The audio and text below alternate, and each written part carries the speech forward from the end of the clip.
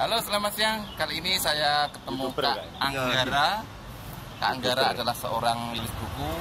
Bagaimana sejarahnya sampai beliau menulis buku tentang PCOK? Mari kita bincang-bincang bersama.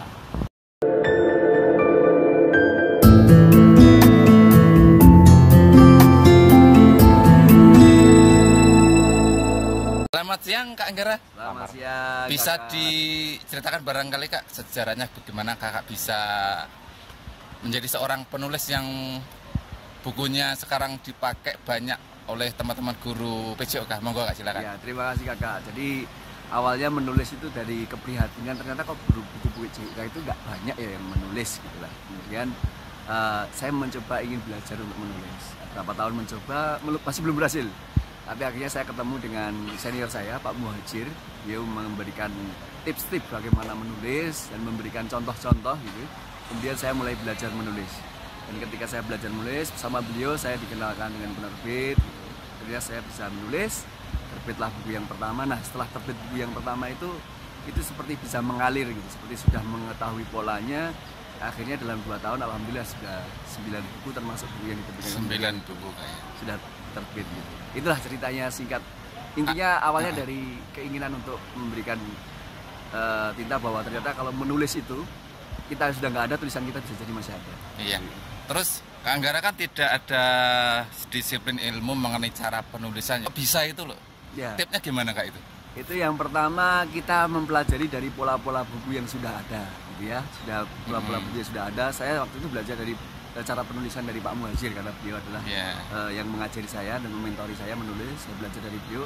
Tulisannya modelnya kayak gimana sih, pola-polanya, saya pelajari. Terus coba saya ikuti dengan ide-ide saya.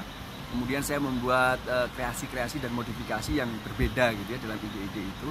Saya tuangkan dalam buku tulisan itulah.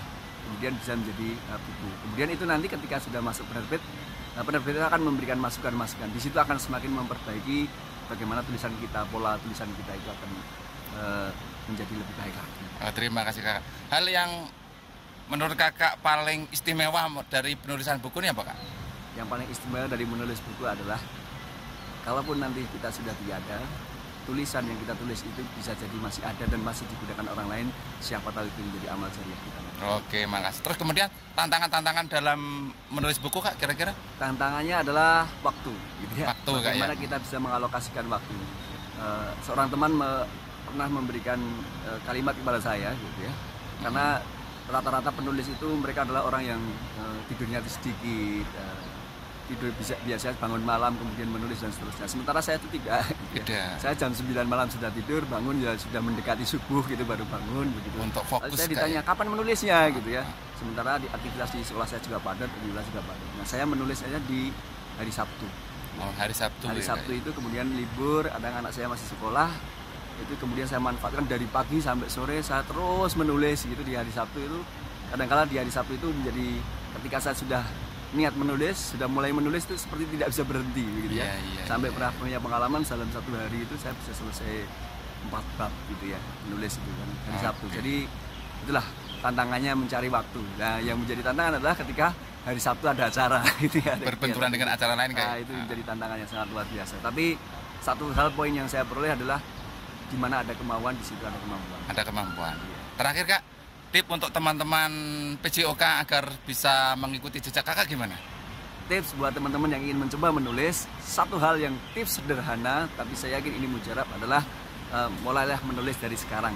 Jangan tunggu ideal, tapi mulailah menulis. Dengan menulis itu semakin hari akan semakin baik dan semakin mendekati ideal. Tapi kalau kita berpikir ideal dulu, sampai kapanpun dia tidak pernah bisa menulis.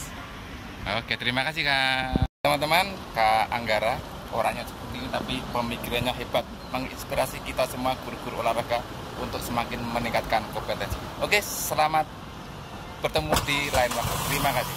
Sama.